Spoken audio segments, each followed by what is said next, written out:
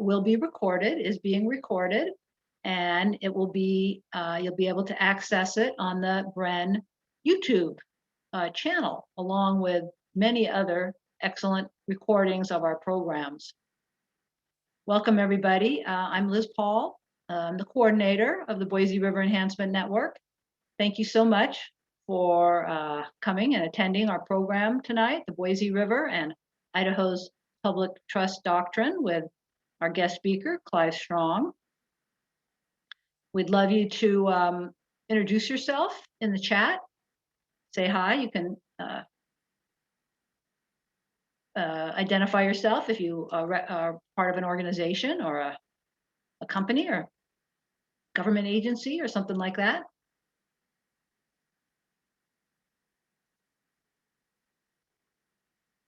And if you do already have questions that you would like to get answered, feel free to put them in the chat. We're going to be taking questions in the chat. Hi, Irv. We're going to be taking questions in the chat and be monitoring that. And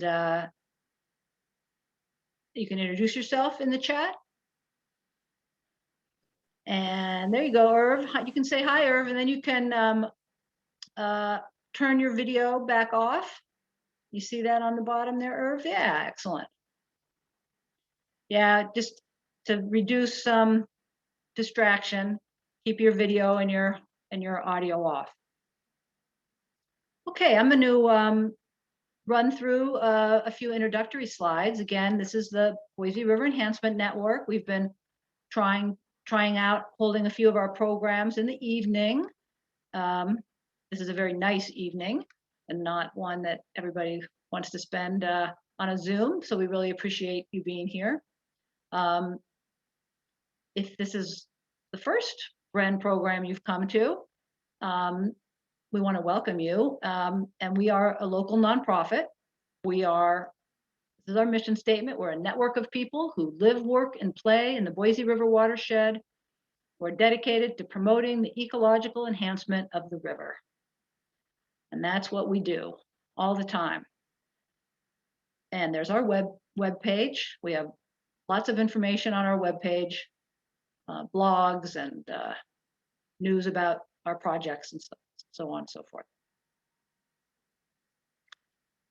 We have an event coming up, a Boise River cleanup, co-hosted with Odell Brewing. That always makes for a fun time. This is a picture from the last year's cleanup. And this year we're going to be gathering, it's on June 26th, Saturday in the morning, and we're going to be gathering in Star and in Caldwell, and we're going to be picking up trash. And we're going to have an after party at Sully's in Star. And we just opened registration today, and when I'm not talking, I will share that link in the chat. But it's a family-friendly event. People of all ages and abilities are encouraged to participate. So spread the word on that one. We are in the middle of Idaho Gives. If you have been in a coma and haven't noticed, the Boise River Enhancement Network is a small, local nonprofit, and we are celebrating 10 years of success thanks to our friends. And Bren was created after a conference that we hosted, or that people hosted. It was pre-Bren in 2011. So we've been at this now for just about 10 full years. This is one of the raft trips we did in 2012. We specialize in getting people out on the river or near the river and doing field trips and float trips, letting people experience the river for themselves. Let's see, is there anybody who's in the meeting tonight? Do you see yourself in the picture there? Could be. We do stewardship projects, primarily support other agencies and stuff. This is the Eckert Wildlife Habitat Project that was done in the 2016, and then when the water came up right away in early 2017, we got this awesome crew of volunteers with Idaho Fish and Game, and tried to protect the bank from getting eroded away and got a bunch of willows planted and stuff. That was in 2017, one of our stewardship projects. That we, of course, try to help people network, meet each other, make friends with other people who are interested in the Boise River, meet other professionals working on the Boise River. This is our Idaho Gives party from a couple years ago. And we're out in the field. This is another raft trip, and we were cleaning up trash. And this is a project, habitat enhancement project that we've been working on now for a few years along the Boise River in Eagle. And if you go to our Instagram page or to our Facebook page and look back over the last, this would be whatever, 6 days now, you'll see lots of different photos from our 10 years. And they're different on Instagram than they are on Facebook even. And of course, it's all to encourage you to make a donation to Idaho Gives. We are nearing our $5,000 goal. We're very excited and we appreciate it. A lot of you on this event tonight made donations, and we just really appreciate that, but it's not too late. It goes until midnight tomorrow night. And on that cheery note, let me say again, if you could introduce yourself in the chat, that helps us say hi to you and remember who's here tonight. We are recording this, and it'll be available on our YouTube channel. And we will be taking questions in the chat, and maybe at the end, we'll be taking some live questions. We are very lucky tonight to not just have one guest, but two. And I'm going to be passing over the mic to Will Whelan. Now, Will served on the board of the Boise River Enhancement Network, so that's one of the reasons why we love him so much. But he also worked, he's an attorney, and he worked with Clive at the office of the Idaho Attorney General for a number of years. And then he has had a long career working for different environmental groups in Idaho as well. And he gets to do the honors of introducing Clive. So with no further ado, welcome, Will, and appreciate you being here tonight. Thanks, Liz, and it's my pleasure to introduce Clive. But first, I'll say that I got on the Idaho Gives page today, made a donation to Bren, like I do every year. It's super easy. It's a great group, worthy of that donation. So tonight's topic is the public trust doctrine, and that's the body of law that governs the protection and use of navigable waters. So anybody who works with or cares about a river system in Idaho should know about this body of law. And it is one of our oldest and most unique areas of law. It traces its origins all the way back to the Roman Empire. It's reflected in the Magna Carta and has been part of our law in the United States basically since the inception of the country. So our speaker tonight is Clive Strong. Clive was raised in Wendell, Idaho. He has degrees from the University of Idaho Colleges of Forestry and Law and the University of Michigan Law School. So after returning to Idaho, Clive served as the chief of the Natural Resources Division of the Idaho Attorney General's office for 33 years.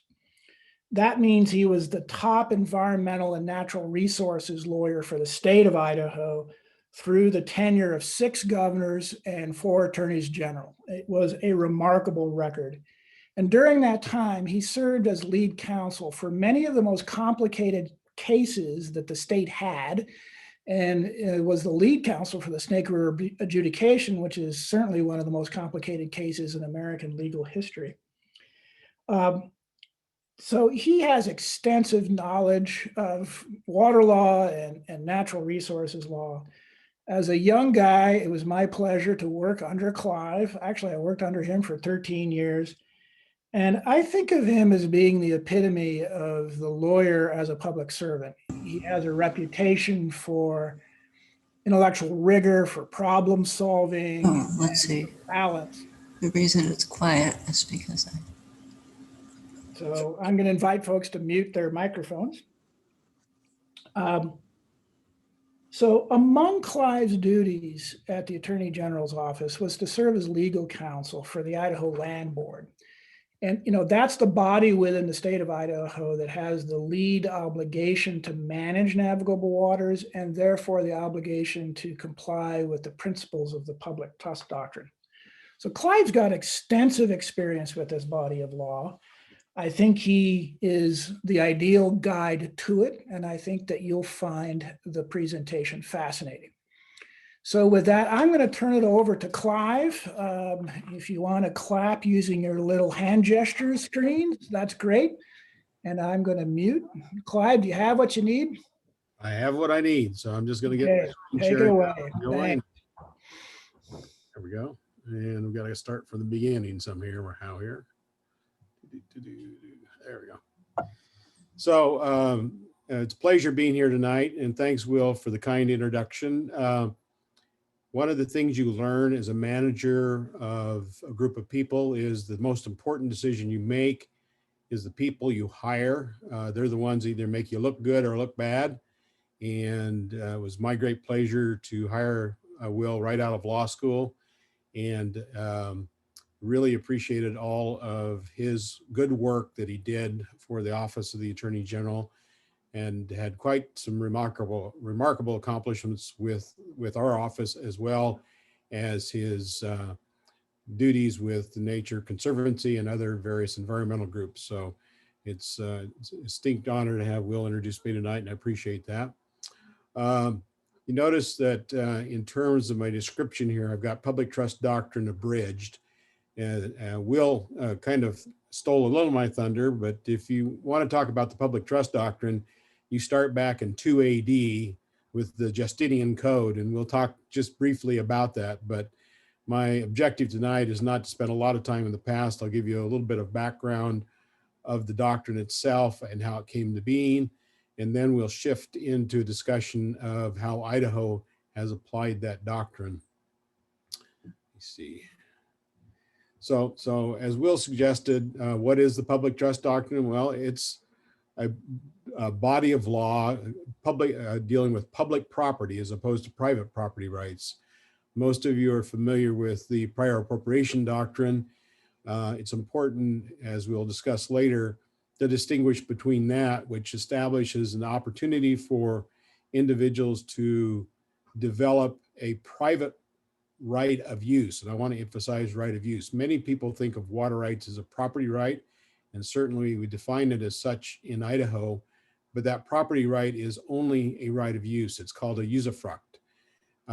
That is to be contrasted with a public property doctrine that looks to protect the public's interest in the use of public trust lands.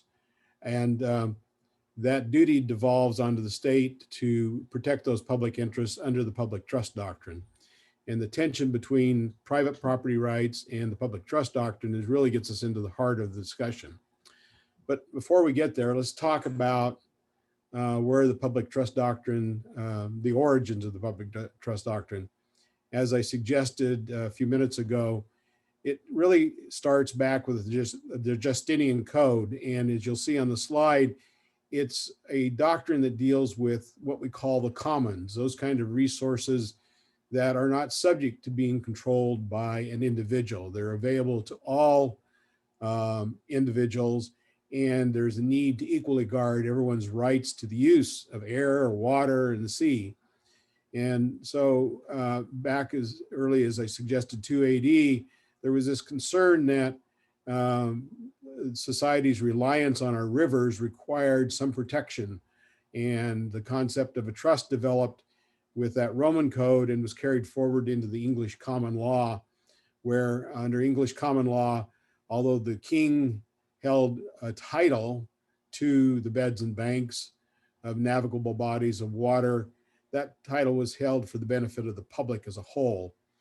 And that English common law doctrine was then carried forward into the United States law under what's called the equal footing doctrine.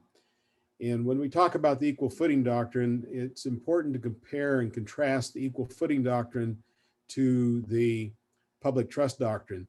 They're related but distinct concepts.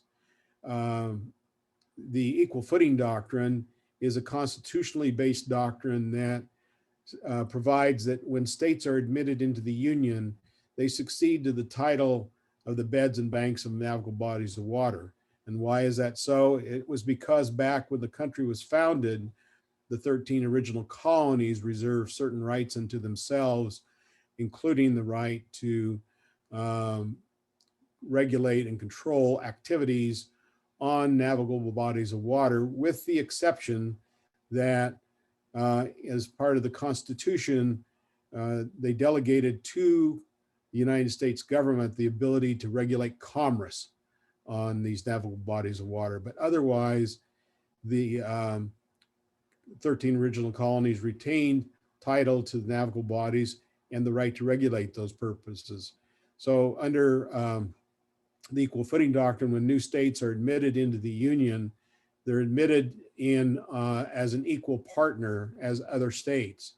And so when Idaho was admitted to the Union in 1890, it succeeded the ownership of all navigable bodies of water in the state of Idaho, not by act of Congress, but by the Constitution itself.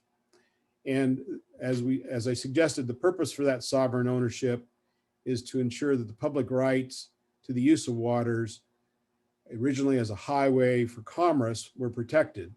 As we'll discuss later on, these purposes have expanded over time. So when we look at what constitutes the public trust for purposes of navigable bodies of water, obviously the water itself is considered a trust resource, and the lands beneath those waters are also considered a trust resource. But how is navigability determined? It's determined not based upon state law, but rather federal law. And under a case called In re Daniel Ball, the test is whether it was navigable, in fact, at the time of statehood, not at present time, but at the time of statehood. And so when you are trying to determine what lands are subject to the public trust doctrine, it's necessary to go back and establish what the conditions of a river looked like back in 1890 for Idaho's purposes. And you can imagine with the changes that we've made over time, that the reality is that that's a fairly difficult task. And in fact, we had one of the cases that I handled when I was with the Attorney General's office was the issue of the ownership of the beds and banks, or not beds and banks, but excuse me, the islands that constitute the Deer Flat National Wildlife Refuge down on the Snake River. And so the question was, were the islands themselves navigable, or were they submerged lands at the time of statehood or not? And we had to expend literally millions of dollars to establish the nature of those islands at the time of statehood. The United States had claimed that the islands were formed prior to statehood, so they would be above the ordinary high water mark, which I'll talk about in a minute, and therefore were owned by the United States. And consequently, they argued that they needed a flow in the river for the purposes of protecting the geese populations that inhabit those islands. As it turns out, after the United States had alleged that the coyotes in the area were taking the eggs out of the nest eggs, and the flow was necessary to prevent the coyotes from getting to the islands. As it turns out, it wasn't really the coyotes that were a problem, but it turns out to be raccoons who could easily swim the river at 17,000 CFS and take eggs out of the nest, as we determined through some of our investigation. Coming back to the topic at hand, though, let's talk a little bit about what is navigable. In fact, you look to what kinds of modes of transportation were used in 1890. Obviously, that would require looking at the various types of canoes, rafts, and other kinds of equipment that were used in those days for purposes of navigating the rivers. Once you've determined that navigability, the river was navigable, and then the next question becomes, where does the title extend to? What constitutes the sovereign lands? and it's lands that are below the ordinary high water mark.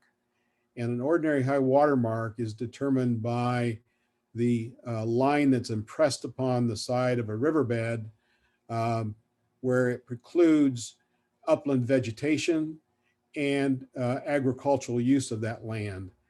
And again, that's a very complicated task that you get into, particularly given, like for instance, in the Snake River, where you have many dams that have drastically changed the flow regimes on the rivers. And so when you look at these kind of cases, they become very difficult cases to litigate and very expensive cases as well. Another important aspect is that if the lands are below the ordinary high water mark, they are public trust lands, but that title to the public trust lands may change over time through doctrines called accretion and reliction. Accretion is when you see a gradual change in the riverbed, and riverbeds tend to move back and forth across wide valleys like we have here in the Boise Basin. And as the river channel moves, so does the title move. So lands that may have been formerly riverbed lands are now uplands, are no longer part of the public trust, but instead are now owned by the upland owner, whereas lands that were owned by the upland owner where the river is moved to are now owned by the state. So again, it becomes a very complicated issue to sort out just how and what lands constitute the public trust. As I alluded to earlier, when you're talking about islands, you look at them to see if the island was formed before statehood. If it was above the ordinary high water mark, then those islands would remain in federal ownership. If the islands were formed after statehood through accretion of material to the beds of the banks, then those islands are owned by the state. And that was what led to that very costly litigation that I alluded to earlier. So how do you relate equal footing doctrine and public trust doctrine together? Well, they're related doctrines in the sense that the public trust is defined by the equal footing doctrine, but the equal footing doctrine is simply a doctrine that's used for the purposes of establishing ownership of the beds and banks and the opportunity or right to regulate water in particular bodies. Under accepted principles, the public trust doctrine itself is one that is imposed upon the state in terms of the ownership of these sovereign lands to protect the public interest.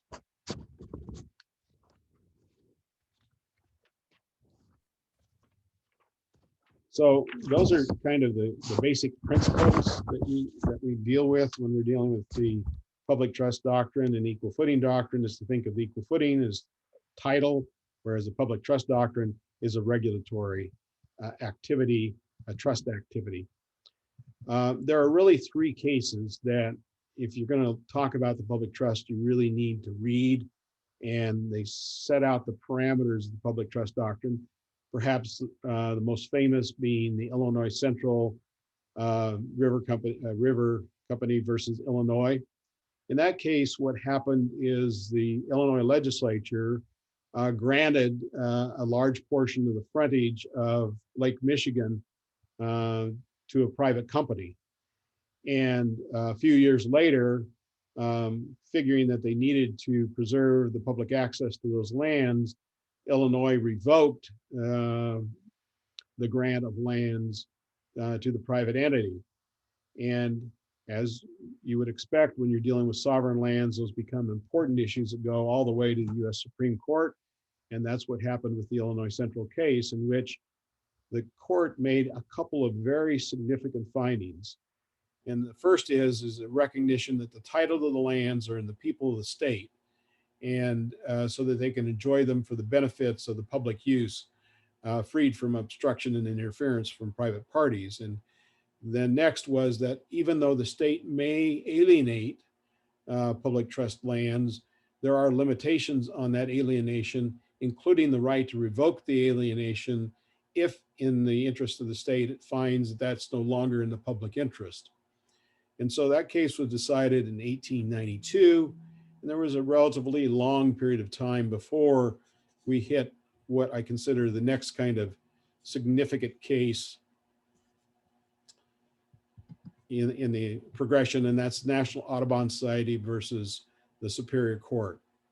And as you can see in the picture, this is one that deals with Mono Lake. Mono Lake is located in the high Sierras near the Nevada, California border, just outside Yosemite Park. And if you haven't been there, it's quite an experience to go and look at the lake and the features it has there. But what happened in National Audubon Society was that California had granted, well, actually, I should start a little bit before that. The city of Los Angeles was looking for water supplies and acquired water rights to the 5 streams that feed into Mono Lake. And Mono Lake is a landlocked lake, so it's not one that gets replenished other than by natural precipitation and the inflow into the lake. And there are 5 streams that flow into the lake, and Los Angeles had been able to acquire the water rights from 4 of those 5 streams. And the objective was to transport that water from those streams over the mountain to the Owens Valley project, as many of you are probably familiar with, and run that water down through the aqueduct to Los Angeles for its needs. As the Los Angeles began to try to develop that water supply, a challenge was brought by the Audubon Society, saying that the removal of this water from Mono Lake would effectively kill the lake, which was home to brine shrimp and many types of wildlife that used that particular area. The state had taken the position that it couldn't do anything about the diversions of water because the water rights had been acquired under California's prior appropriation doctrine.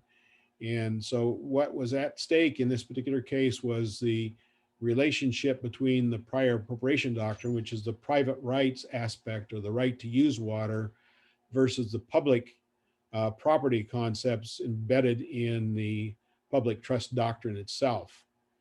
And as the case moved forward, the Supreme Court of California ultimately ruled that the 2 doctrines have to be reconciled. They're side by side. And in order to reconcile those doctrines, the state has an affirmative duty in allocation of water to make sure that it's taking into account the public values of that trust resource and to not do unnecessary harm to impair the scenic and ecological values of Mono Lake. And the state has a duty to make sure that in improving the appropriation that they take care of foreseeable harms. An important aspect that comes out of Mono Lake, however, and it goes back to and incorporates the concept of the Illinois Central case, is that even if the state approves an appropriation of water out, or California approves an appropriation of water, it has a duty to continue, ongoing duty to continue to protect the trust resource.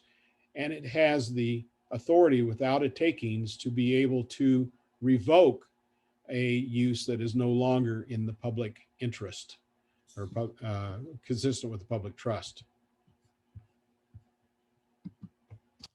So those doctrines then lead to what's really kind of the central case in Idaho, which is the Kootenai Environmental Alliance versus Panhandle Yacht Club case.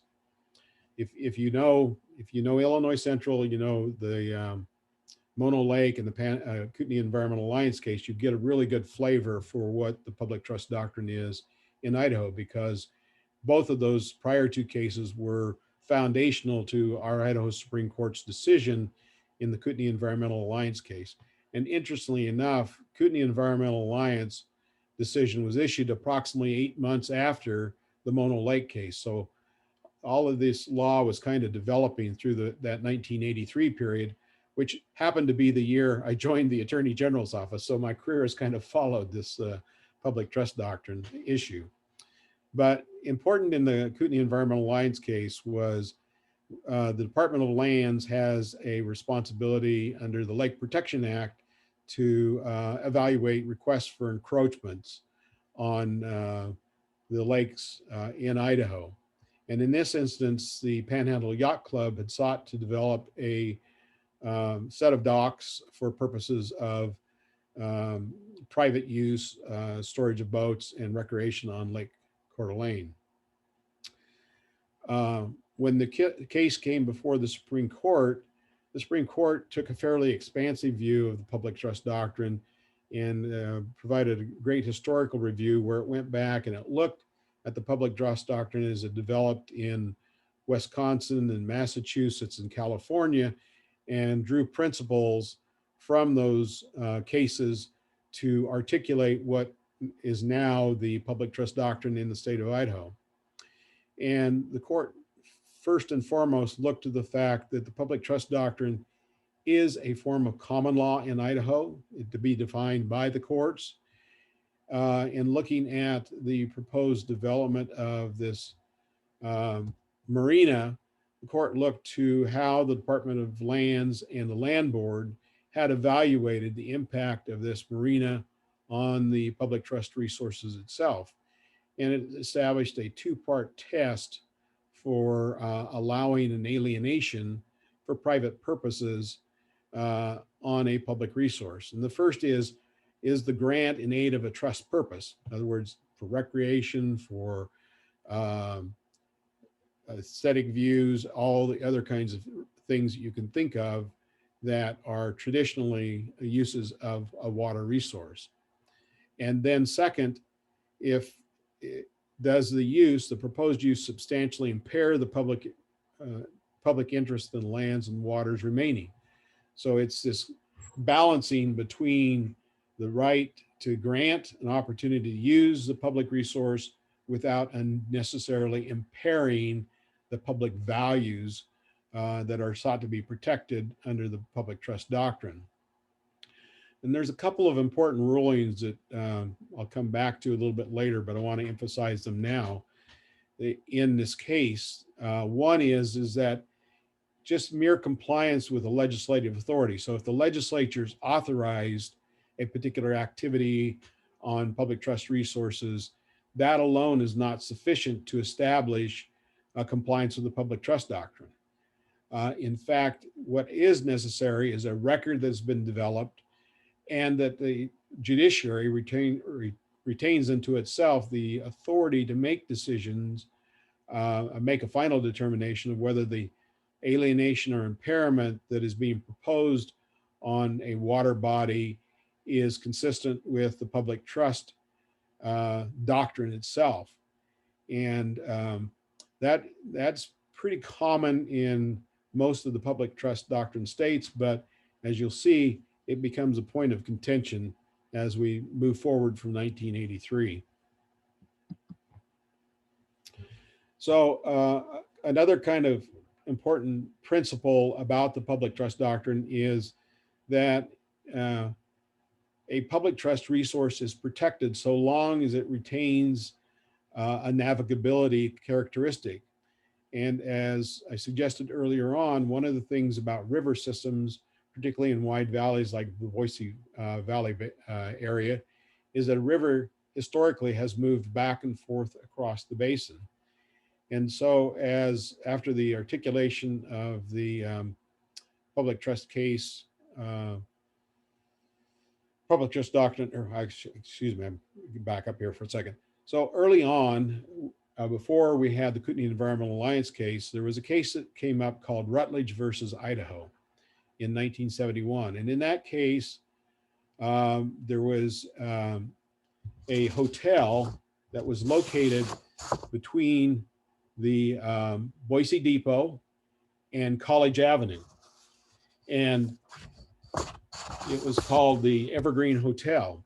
And the Evergreen Hotel claimed title to the lands upon which the hotel was located. And the state asserted that no, those lands were in fact submerged, formerly submerged lands, and therefore subject to the public trust. As the case went forward, what the Supreme Court held was that, in fact, as if lands lose their navigability characteristics, then they're subject to adverse possession claims by private citizens. And so even though an area that's now clearly uplands was formerly submerged lands, those lands are no longer part of the public trust. And that doctrine again arose after the KEA case, when we were dealing with Honeysuckle Bay up on the Hayden Lake. And there, the Hayden Lake Watershed Improvement District had constructed a dike to hold the lake level up, which deprived about 100 acres, I believe it was, on the other side of the dike from being permanently inundated. The dike overflowed and it had water at parts of the year, but not entirely. The Richards had obtained title to that land on the landward side of the dike, and were claiming the right to develop those lands. And the state opposed their claim of ownership, asserting that the public trust doctrine applied to the lands since they still maintain characteristics of the public trust values.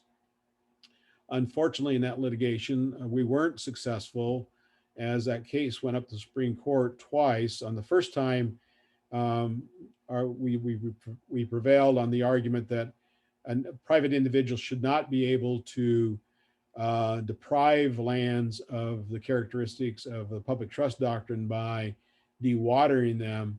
And we prevailed on that issue, but on the second time up to the Supreme Court, the question became, did these lands still retain public trust characteristics and therefore public trust protected by public trust values, or were they now upland subject to adverse possession claims?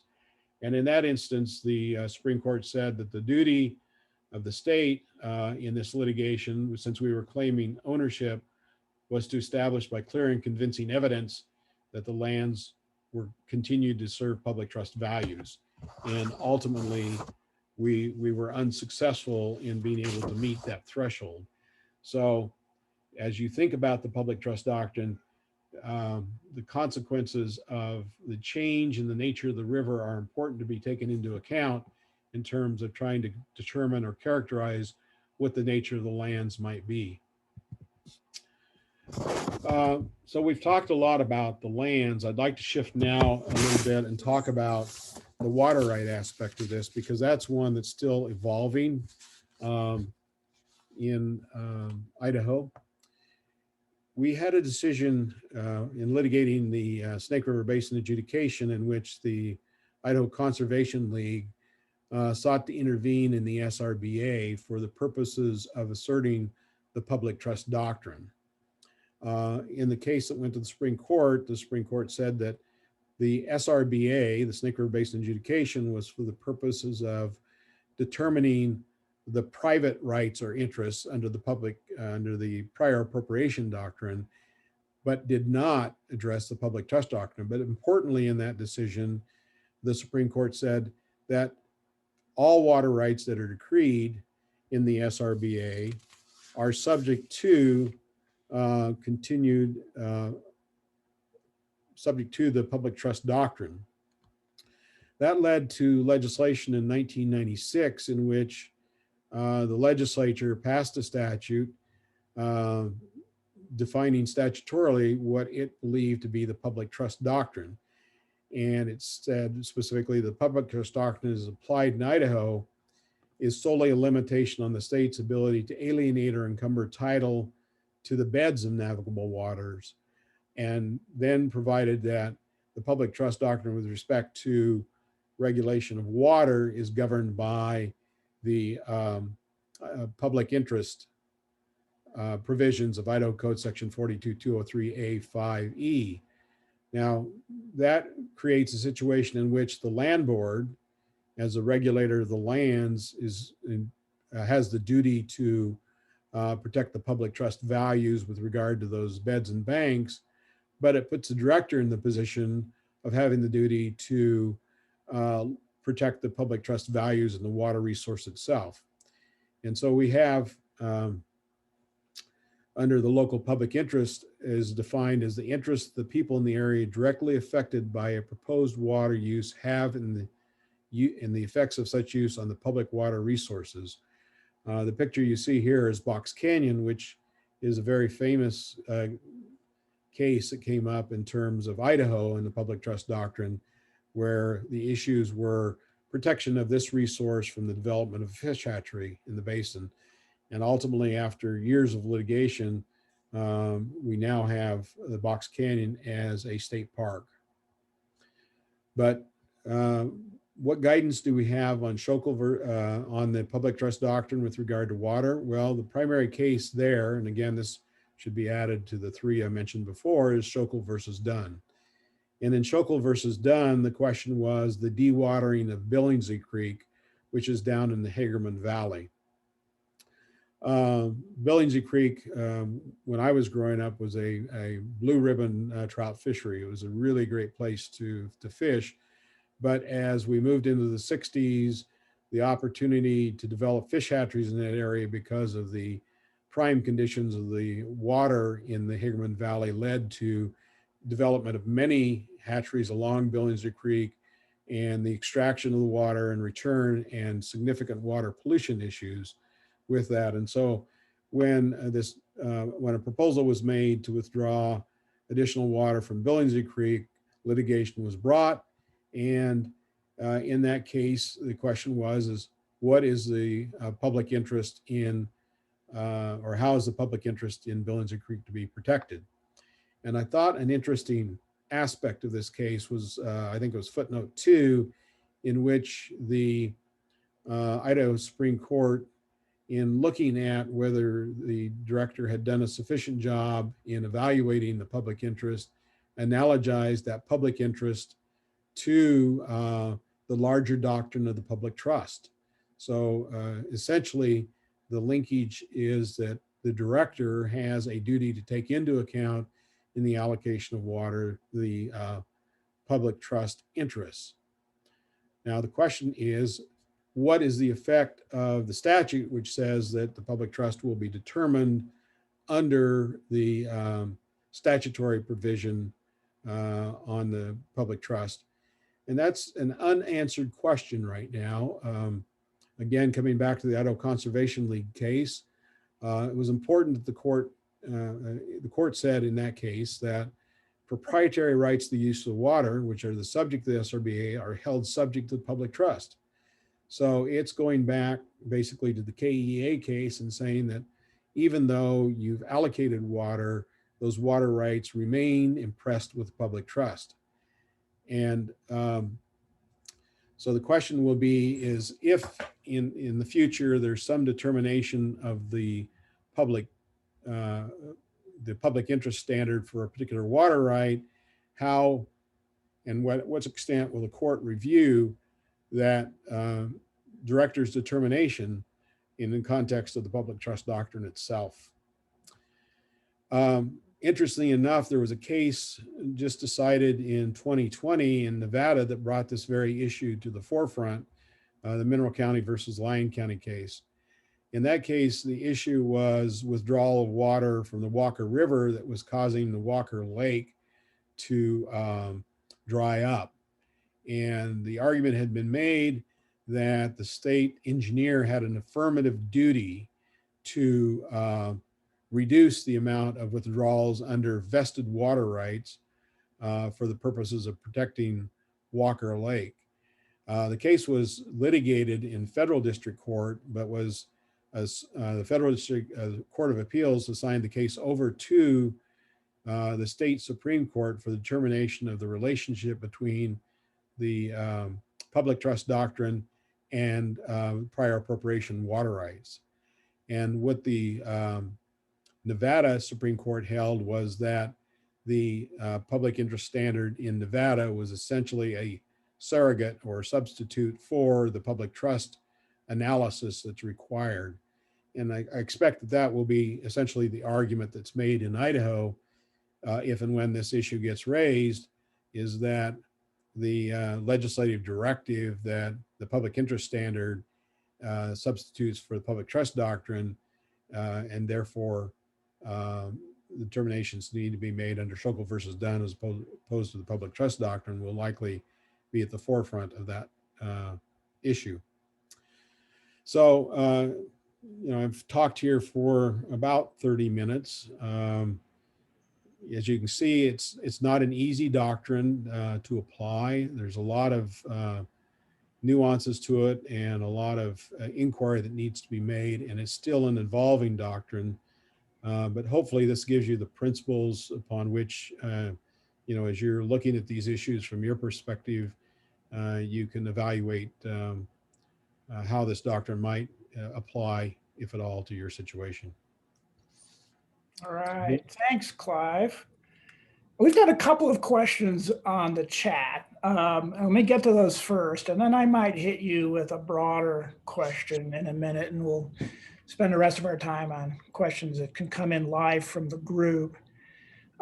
So Clive, Mike Dimmick asked about the doctrine of accretion, and he says, if accretion land can be treated as upland, doesn't this begin to limit the necessary dynamics of the river? Why doesn't that eventually create a limited waterbed?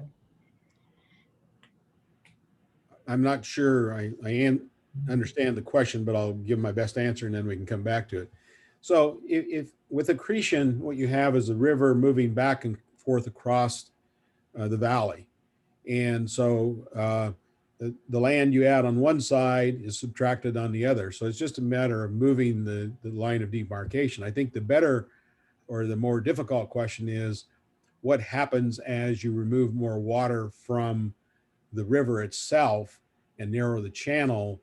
That's a very difficult question, given the way our Supreme Court has said that once they lose the characteristics of navigability, you lose the opportunity for the river channel to move back and forth. So, yeah, and for Mike's purposes, the doctrine of accretion is balanced with the doctrine of erosion, right? So if you're gradually gaining ground, you're the winner. But if you're on the other side and you're gradually losing ground, that's where the river's going, and the public trust moves with it. A question from Liz about who decided the K case, Supreme Court of the United States or the Supreme Court of Idaho? The Supreme Court of Idaho. And we got a really, how to put it, seemingly simple question, but maybe not quite so simple. Who owns Lake Coeur d'Alene? Well, that's a good question. And I had an opportunity to litigate to the Supreme Court twice.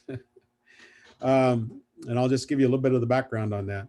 Lake Coeur d'Alene was originally, let's start a little bit earlier than that. Anytime you deal with these doctrines, you're dealing with a lot of historical fact. Back in the 1870s, when the Coeur d'Alene tribe was being assimilated onto a reservation, there were commitments made through various documents that the tribe could continue to conduct its Aboriginal activities on Lake Coeur d'Alene. And so there was supposed to be a reservation created, and the contemplation would be that parts of Lake Coeur d'Alene would be part of that reservation. Well, if we move forward to, don't hold me to these dates, I think I'm approximately right, but I think in 1890, when Idaho was admitted into the Union, the Coeur d'Alene Reservation had not yet been created. And then in 1891, the reservation was created. And the question then, and it included within the exterior boundaries of the reservation, a portion of the southern third of Lake Coeur d'Alene. So the tribe asserted ownership of the entirety of the lake and brought an action against the state of Idaho to quiet title to the entirety of the lake. That case went up to the United States Supreme Court. I argued the case in 1992, I believe it was, and had a decision in 1993 that established some principles with regard to sovereign immunity, and specifically that the tribe could not sue a state in federal court because of the importance of the public, of the sovereign lands. And specifically, the court talked about the state's public trust interests in these lands. Although we prevailed on that issue, then subsequently the United States brought an action against the state to establish that it held a portion of Lake Coeur d'Alene in trust for the benefit of the tribe. That went to the U.S. Supreme Court. It was argued by Steve Strack. And in that case, the Supreme Court held that the tribe, in fact, owns a portion of Lake Coeur d'Alene that's within the exterior boundaries of Lake Coeur d'Alene. So presently, the ownership is about 2/3 of the lake is owned by the state. A portion of the southern third is owned by the tribe. And then there's another little twist that occurred, I believe it was about 1895 or somewhere thereabouts, or maybe 1910, when Hayburn State Park was established and a portion of those lands were conveyed to the state. So it's a mixed ownership. Long answer to a short question. So Clive, I'm gonna take moderator's prerogative and ask you one of my own. So you've explained how the beds and the banks of navigable waters belong to the state, and that the land board therefore is the steward of that resource belonging to the people of Idaho, correct? Correct. We're accustomed to the land board making decisions based on maximum long-term financial return to the endowments, to the schools and the other endowed institutions, and having a very strong sort of financial driver in their decision making. If you were in front of the land board right now and trying to describe to them how their duties under the public trust doctrine differ from that maximizing financial return as they manage the beds or the islands that have emerged in statehood in the Boise River, how would you distinguish those two duties, public trust and the endowment interest? They're two distinct and different duties. And that's often a problem with the public, that they perceive of state lands as being public lands, but they're really different categories of lands. The endowment lands were ones that were granted to the state as part of the admissions bill and that approved Idaho as admission into the Union. And they're specifically spelled out as lands for the benefit of certain designated beneficiaries, the largest of being the public school lands. In contrast, the lands that are composed of public trust are ones that were the state acquired not by act of Congress, but rather by the Constitution itself. And the Constitution defines those lands as being ones set aside for the benefit of the public as a whole. So the basic difference between the two is, in managing for the long-term return, you're managing for specifically identified beneficiaries, whereas the beds and banks are managed for the public as a whole. And given that, you look at two distinct bodies of law, and the duty on the public trust lands is to look out for the protection of the commons, to make sure those commons are available for everyone. Whereas with the public school lands, the duty is to look at it from a financial perspective. Excellent. And are there certain uses that the landlord would need to take into account? Let's say an upland use, like swinging a golf club versus fishing. Is there any way in which the specific proposed use of a piece of land comes into play? Most definitely when you're talking about the public trust doctrine, because what you're trying to do is you're trying to protect the public's right of use. And so when you're doing an alienation or encumbrance of those lands, you're generally looking at it from somebody's desire for a private use. And so that under the public trust doctrine, you have to make sure that private use doesn't interfere with or unnecessarily interfere with the opportunity for public use of that resource. So when you look at the Boise River Basin, Clive, and all of the intense change and pressure we have on that resource, what do you see as the main challenges for the land board and the public trust resource here in the valley? Very good question. One of the biggest issues that I see and that we've been trying to deal with is how to maintain sufficient flows in the Boise River to account for water quality concerns. And in fact, part of the storage water in Lucky Peak has been dedicated to maintaining those flows. There's also the problem of wintertime flows and dewatering, and making sure that there's sufficient water in there to protect the blue ribbon or the fisheries resources we have in the basin. So I think water quality and fisheries. We're also probably getting so close to the river in terms of development that we're preventing the natural processes that you see in a river from occurring because they are likely to flood somebody's home. Mhm. So it's just really population growth. And that's Yeah, rivers are fascinating in their complexity. Here's a quick question. Does the term impressed by the public trust doctrine mean that it is subject to the public trust doctrine? yes. Let me see what else we got. I think I've got another question. I just got to scroll down to it if my fingers will work. Okay. Liz, we've got a couple of minutes left. Are there any more questions from folks? Well, maybe I've got time for, go ahead, Liz. So Tyler had a question.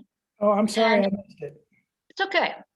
And his question is about is there any regular updating over time to reflect changes in climate, similar to how NOAA updates climate normal values every 10 years? So this gets back again to what is the high water mark?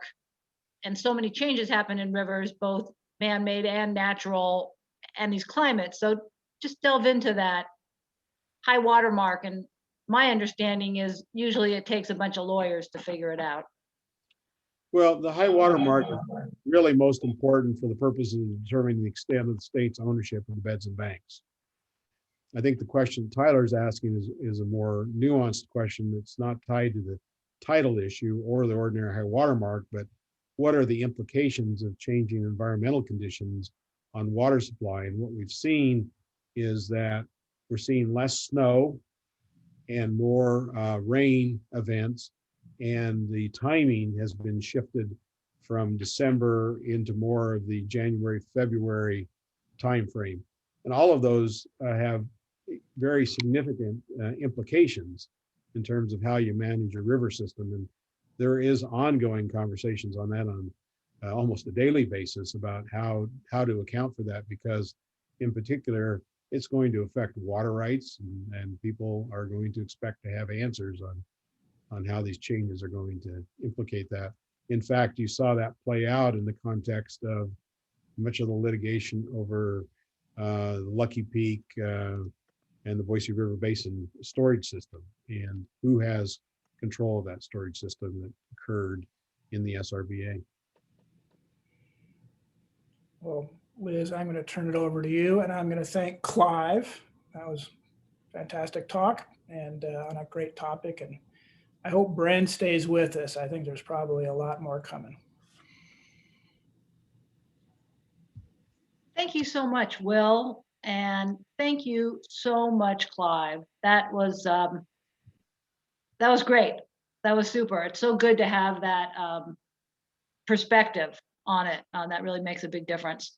And thank you to everybody who came today. That's makes our programs worthwhile. And I want to say that we are that this is being recorded, and so it'll be available on our YouTube channel.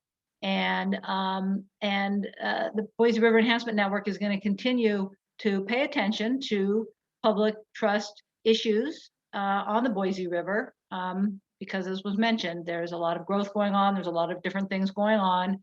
And I think that we can fairly say that the Boise River Enhancement Network, that the natural values of the river are public trust issues, and the ecological health is a public trust issue, and that's what we're all about. So have a fabulous evening, everybody. Thank you so much. I hope we see you at another upcoming event. Hopefully more of them will be outdoors and with people together.